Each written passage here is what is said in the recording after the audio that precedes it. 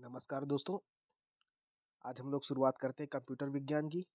अगर आपके सिलेबस में ये कंप्यूटर आता है तो आप इस वीडियो को देखिए, बहुत सारे कॉन्सेप्ट आपके क्लियर हो जाएँगे और इस वीडियो के माध्यम से आप बहुत सारे क्वेश्चंस की प्रैक्टिस भी कर पाएँगे।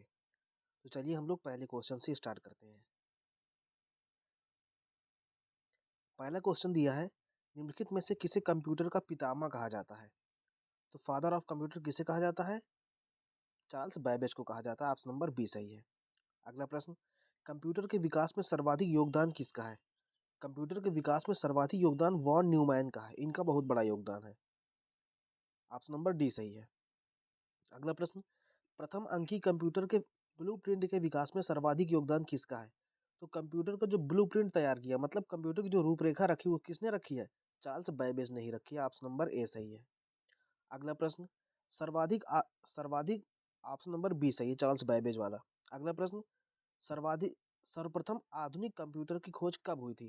तो आधुनिक कंप्यूटर की खोज 1946 ईस्वी में हुई है। ऑप्शन नंबर ए सही है। अगला, कंप्यूटर की भौतिक बनावट क्या कहलाती है? तो कंप्यूटर की जो भौतिक बनावट है उसे हम हार्डवेयर कहते हैं। हार्डवेयर और सॉफ्टवेयर दो दो बातें होती है कंप्यूटर में, यानी कंप्यूटर के दो भाग होते हैं, हार्डवेयर और सॉफ्टवेयर। हार्डवेयर क्या होता है? जिसे हम देख सुन पकड़ सकते हैं, छू सकते हैं। और सॉफ्टवेयर जिसको हम महसूस कर सकते हैं, देख सुन सकते हैं लेकिन पकड़ नहीं सकते, उसे हम सॉफ्टवेयर कहते हैं। तो हार्डवेयर होता है जैसे जिसे जैसे मान के चलिए माइक हो गया, फ़ोन हो गया, उसकी स्क्रीन हो गई, ये सब के सब हार्डवेयर होते हैं। ऑप्शन नंबर बी सही, भौतिक बनावट को हार्डवेयर कहा जाता है। अगला प्रश्न, कंप्यूटर के संचालन में प्रयुक्त प्रोग्राम, नियम तथा कंप्यूटर क्रियाओं से संबंधित अन्य लिखित या चिप में दर्ज सामग्री को क्या कहा जाता है? मतलब कंप्यूटर के अंदर जो भी चीज़ें चिप के रूप में संग्रहित होती हैं, वो सब के सब सॉफ्टवेयर है। जैसे अ, कोई भी वीडियो हो गई, ऑडियो हो गया, कोई भी फाइल्स हो गई, ये सब के सब क्या, कोई भी ऐप हो गया, ये सब के सब सॉफ्टवेयर होते हैं। ऑप्शन नंबर ए सही है। अगला प्रश्न, कंप्यूटर का नियंत्रक भाग क्या कहलाता है? तो कंप्यूटर का नियंत्रक भाग कहते हैं सीपीयू, सेंट्रल प्रोसेसिंग यूनिट कहलाता है। अगला प्रश्न, वह हार्डवेयर डिवाइस कौन सी है जिसे आमतौर पर कंप्यूटर का ब्रेन कहा जाता है? तो कंप्यूटर का ब्रेन ब्रेन किसे कहा जाता है? सेंट्रल प्रोसेसिंग यूनिट यानी सीपीयू को कहा जाता है। तो ऑप्शन नंबर ए सही है। अगला, कंप्यूटर का सबसे महत्वपूर्ण भाग कौन सा होता है? तो सबसे महत्वपूर्ण भाग होता है ब्रेन, जिसे हम सीपीयू कहते हैं। अगला प्रश्न, कंप्यूटर हार्डवेयर जो आंकड़ों की बहुत अधिक मात्रा को भंडार में रख सकता है, उसे क्या कहते हैं? जो भंडारण करता है, जो स्टोरेज करता है, उसे हम चिप कहते हैं। ऑप्शन नंबर बी सही है। अगला प्रश्न, इंटीग्रेटेड सर्किट चिप का विकास किसने किया था? तो आईसी चिप का विकास किया था जेएस किल्बी ने। इंटीग्रेटेड सर्किट चिप मतलब जो आईसी चिप, जो चिप होती हैं, उनका विकास जेएस किल्ब ने किया था। अगला प्रश्न, इंटीग्रेटेड सर्किट चिप पर किसकी परत होती है? तो इंटीग्रेटेड सर्किट चिप पर किसकी परत होती है? इसमें सिलिकॉन की परत होती है, एसआई। सिलिकॉन एक उपधातु है। वर्ग किसका है? अगर आवर्त सारणी की बात की जाए रसायन विज्ञान में, आवर्त सारणी में ये किस में आता है? उपधातु है। ये कार्बन परिवार का तत्व होता है, तो वर्ग नंबर 13 में आता है।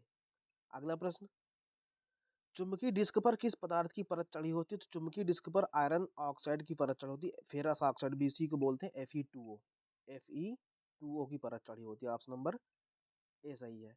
कंप्यूटर में किसी शब्द की लंबाई किस में मापते हैं? तो कंप्यूटर में किसी शब्द की लंबाई बाइट में नाप बिट में नापते हैं। शब्दों की लंबाई बिट में नापते हैं। बिट सबसे छोटी इकाई होती है कंप्यूटर की। तो कंप्यूटर की सबसे छोटी इकाई क्या होती है? बिट होती है। ऑप्शन नंबर बी सही है। अगला, मेगाबाइट में क्या मापते हैं? तो मेगाबाइट में कंप्यूटर का स्टोरेज मापते हैं कि कंप्यूटर कितने स्टोरेज का, 1 GB, 2 GB, 3 GB, MB, KB, ये सब के सब स्टोरेज मापने की इकाई होती है। तो ऑप्शन नंबर डी सही है, कंप्यूटर की स्मृति क्षमता। ऑप्शन नंबर डी सही है। अगला प्रश्न, स्टोरेज माध्यम की क्षमता की इकाई क्या होती है? तो स्टोरेज माध्यम की क्षमता की इकाई बाइट होती है, बाइट। ए नंबर सही है। 1024 बाइट किसके बराबर होता है? तो 1024 बाइट बाइट होता है केबी के बराबर, किलो बाइट इसको बोलते हैं, केबी। 1 KB बराबर 1000 बाइट। 1 केबी बराबर 1024 बाइट। 1 MB बराबर 1024 केबी। अगला प्रश्न, किसी प्रोग्राम में बग क्या होता है? तो बग क्या होता है? बग को बोलते हैं एरर। ऑप्शन नंबर बी सही है, बग माने एरर। अगला प्रश्न, मेमोरी शब्द किससे संबंधित है? मेमोरी से क्या होता है? मेमोरी मतलब स्टोरेज की, कंप्यूटर में कितनी क्षमता का स्टोरेज होता है उसे मेमोरी कहते हैं, चिप इसी को बोलते हैं। चिप में मेमोरी स्टोरेज होती है। अगला प्रश्न, पीसी का अर्थ क्या होता है? तो पीसी का अर्थ होता है पर्सनल कंप्यूटर यानी व्यक्तिगत कंप्यूटर। ऑप्शन नंबर सी सही है। देखते हैं अगला प्रश्न। प्रश्न है, सर्वाधिक शक्तिशाली कंप्यूटर कौन सा होता है? सर्वाधिक शक्तिशाली कंप्यूटर किसे कहते हैं? इसे बोलते हैं super computer. Option number A सही है। अगला, डिजिटल कंप्यूटर किस सिद्धांत पर कार्य करता है? तो डिजिटल कंप्यूटर किस सिद्धांत पे काम करता है? ये काम करता है गणना के सिद्धांत पर। ये ऑप्शन नंबर ए सही है। अगला प्रश्न, सर्वाधिक तेज गति का प्रिंटर कौन सा होता है? तो सर्वाधिक तेज गति का प्रिंटर कौन सा होता है? ये होता है laser printer. Option number A सही है। अगला, सुपर कंप्यूटर अन्य कंप्यूटरों से किस संदर्भ में भिन्न होता है? तो सुपर कंप्यूटर सुपर होता है, सबसे ज्यादा फास्ट इसकी स्टोरेज क्षमता होती है, सबसे ज्यादा फास्ट इसकी कार्य करने की क्षमता होती है। तो ऑप्शन नंबर सी सही है। आधुनिक डिजिटल कंप्यूटर में किस पद्धति का उपयोग किया जाता है? तो आधुनिक डिजिटल कंप्यूटर में द्विआधारी अंक पद्धति का उपयोग किया जाता है। बाइनरी ऑपरेशंस का मतलब बाइनरी सिस्टम का यूज किया जाता है, 0101। बस इसमें यही बाइनरी काम करता है सिर्फ। ऑप्शन नंबर ए सही था। अगला, 26 नंबर, निम्नलिखित में से कौन सी वैज्ञानिक कंप्यूटर भाषा है? तो कौन सी वैज्ञानिक कंप्यूटर भाषा है? तो कौन सी वैज्ञानिक कंप्यूटर भाषा? ये है फॉरट्रेन, फार्मूला ट्रांसलेशन। फुल फॉर्म होता है इसका फार्मूला ट्रांसलेशन। आप इसको ऐसे भी याद कर सकते हो, वैज्ञानिकों को किसकी जरूरत होती है? फार्मूलों की जरूरत होती है। तो फार्मूलों को ट्रांसलेशन करने के लिए कौन चाहिए भाषा? फार्मूला ट्रांसलेशन चाहिए। ऑप्शन नंबर सी सही है। अगला, कंप्यूटर भाषा फॉरट्रेन किस क्षेत्र में यूज की जाती है? तो कंप्यूटर भाषा फॉरट्रेन फार्मूला ट्रांसलेशन किस में यूज की जाती है? विज्ञान में वैज्ञानिकों के द्वारा। अगला प्रश्न, कंप्यूटर भाषा कोबोल किस लिए उपयोगी कोबोल किसके लिए उपयोगी होती है? ये व्यावसायिक कार्यों के लिए उपयोगी होती है। इसको कैसे याद करेंगे? देखिए, व्यावसायिक कार्य मतलब खरीदारी, बिक्री, माल खरीदना, माल बेचना। तो माल खरीदते और बेचते समय क्या होता है? कोबोल, बोल लगाना होता। बोली कौन लगाएगा? कोबोल। देखिए, कोबोल मतलब कौन बोलेगा, भाषा बोली कौन लगाएगा? तो ये सब किस में चलता है? व्यवसायिक कार्यों में चलता है। ऑप्शन नंबर ए सही है। इस तरह से आप याद कर सकते हैं। अगला, किस कंप्यूटर भाषा का प्रयोग वाणिज्यिक कार्यों में किया जाता है? तो वाणिज्यिक कार्यों में किस भाषा का यूज किया जाता है? अभी बताया था। बोली कौन लगाएगा? ये सब कहाँ होता है ऐसी बातें? व्यवसायिक कार्यों में। ऑप्शन नंबर सी सही, कोबोल। प्रोग्राम हेतु सर्वप्रथम विकसित की गई कंप्यूटर भाषा कौन सी होती है? तो सबसे पहले प्रोग्रामिंग करने के लिए कौन सी भाषा बनाई गई होगी?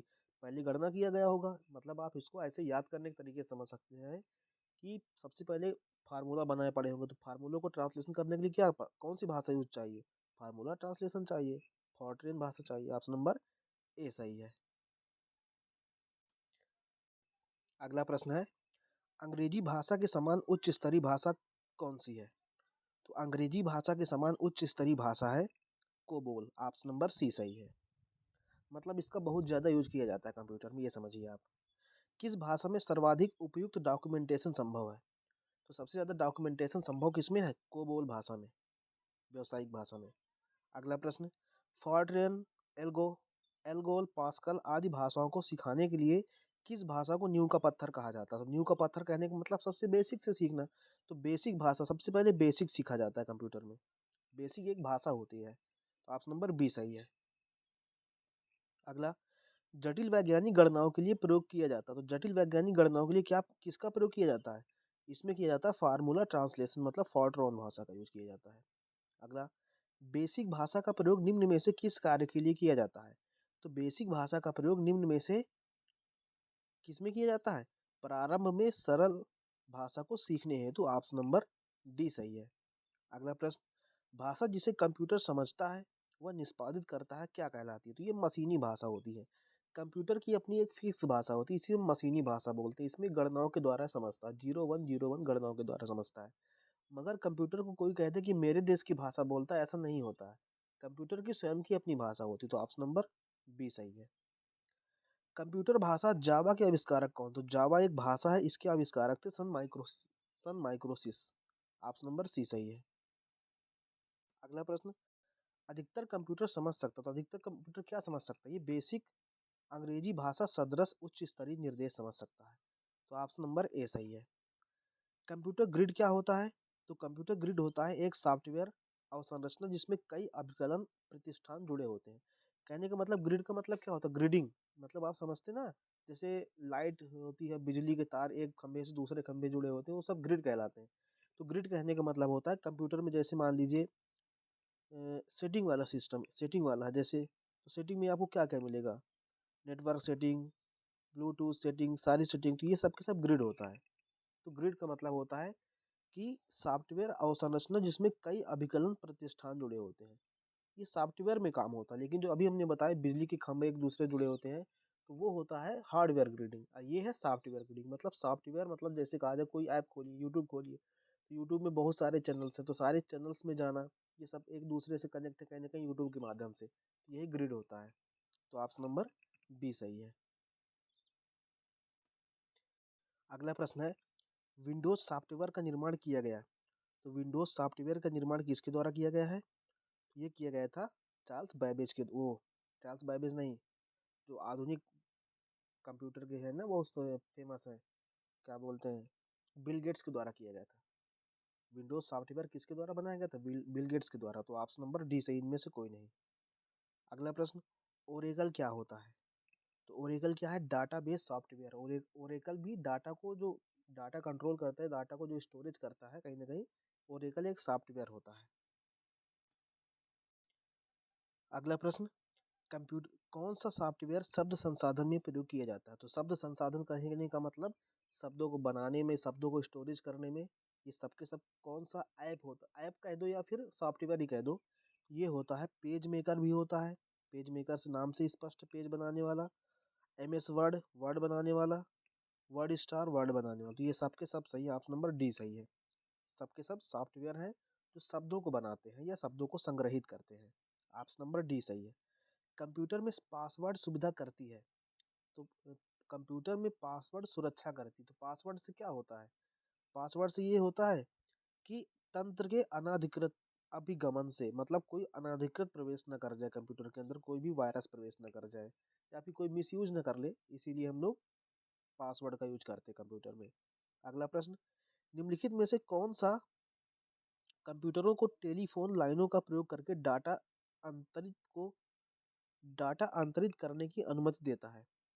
मतलब कौन सा है जो, जैसे होता नहीं है कि एक टावर से दूसरे टावर का जो कनेक्शन है, या फिर एक फोन से दूसरे फोन में फोन लगाओ तो कनेक्शन जो होता है, इसी को बोलते हैं मॉडेम।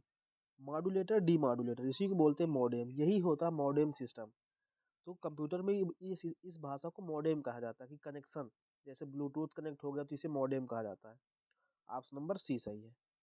वैसे मॉडेम का यूज हम लोग तब करते जब टेलीफोन चला करते, तार एक दूसरे गांव से दूसरे गांव तक बिछाए जाते थे, लेकिन ये मॉडेम सिस्टम अब बंद हो चुका है। ऑप्शन नंबर सी सही, टेलीफोन में इसका यूज ज्यादा किया जाता था। अगला प्रश्न, कोई कंप्यूटर प्रोग्रामन क्या करता है? तो कंप्यूटर प्रोग्रामन का मतलब क्या होता है? प्रोग्रामिंग करना। अब प्रोग्रामिंग करने का मतलब वह कंप्यूटर के लिए सभी प्रकार का चिंतन करता है, कंप्यूटर में क्या खराब है, क्या कब क्या करना है, कौन सा क्या करना है, सब के सब चिंतन कौन करता है? कंप्यूटर प्रोग्रामर करता है। ऑप्शन नंबर ए सही है। अगला, विश्व में सर्वाधिक कंप्यूटरों का देश कौन सा है? तो सर्वाधिक कंप्यूटरों वाला देश है संयुक्त राज्य अमेरिका। कंप्यूटर साक्षरता दिवस कब मनाया जाता है? तो कंप्यूटर साक्षरता दिवस 2 दिसंबर को मनाया जाता है। 1 दिसंबर को बताइए कौन सा दिन मनाया जाता है? 1 दिसंबर को मनाया जाता है एड्स एड्स डे, विश्व एड्स दिवस मनाया जाता है। चलिए ठीक है, ऑप्शन नंबर दो सही है। 2 दिसंबर को कंप्यूटर साक्षरता दिवस मनाया जाता है। एक बाइट में कितने होते हैं? तो एक बाइट में 8 बिट होते हैं, हमने शुरू में ही बताया था। एक बाइट बराबर 8 बिट। देखो बाइट, यहाँ बहुत बार कंफ्यूजन होता है कि बाइट छोटा है कि बिट छोटा है, किसमें क्या होता है। तो बाइट माने 3 अक्षर, बाइट में क्या होते हैं? 3 अक्षर, तो बाइट बड़ा होगा, बिट छोटा होगा। तभी तो छोटा एक, ये एक बाइट है, ये 8 बिट, तो एक बाइट 8 बिट के बराबर, मतलब ये 8 मिलेंगे तब जाके एक बाइट के बराबर होगा। तो कौन बड़ा हुआ? ये बड़ा हुआ, ये छोटा। तो बाइट बड़ा भी है, शब्द भी बड़ा, तो आकार में भी बड़ा, तो एक बाइट बराबर 8 बिट, इस तरह आप याद रख सकते हैं। अगला, भारत में सिलिकॉन वैली कहाँ स्थित है? तो भारत में सिलिकॉन वैली स्थित है बंगलौर में, कर्नाटक की राजधानी बंगलौर। सिलिकॉन वैली का मतलब यहाँ पे सिलिकॉन बहुत ज्यादा पाया जाता है। सिलिकॉन अभी हमने जाना था काहे में यूज होता है, सिलिकॉन का प्रयोग चिप के निर्माण में किया जाता है। अगला प्रश्न, पहला सक्रियात्मक इलेक्ट्रॉनिक अंकीय कंप्यूटर कौन सा है? तो सक्रियात्मक पहला, यानी पहला डिजिटल कंप्यूटर कह सकते हो जिसको, ये होता है, ये था एनियॉक। ए नंबर सही है, एनियॉक पहला डिजिटल कंप्यूटर है। ऑप्शन नंबर ए सही है। तो दोस्तों आज हम लोगों ने 50 क्वेश्चंस कंप्लीट किए हैं। अगर आपको वीडियो पसंद आता है या आपको नहीं भी पसंद आता है, जो भी आपको कमियां या अच्छाइयाँ लगे उसको आप कमेंट कीजिए, मैं उनको आगे से सुधारने का प्रयास करूंगा। इस वीडियो को देखने के लिए बहुत बहुत धन्यवाद। अब अपने आप से एक बार इन वीडियो को दोबारा पॉज करते हुए एक बार फिर से आप देख लीजिए, ताकि आपको हर क्वेश्चन याद होता चले। Thanks for watching. Thank you.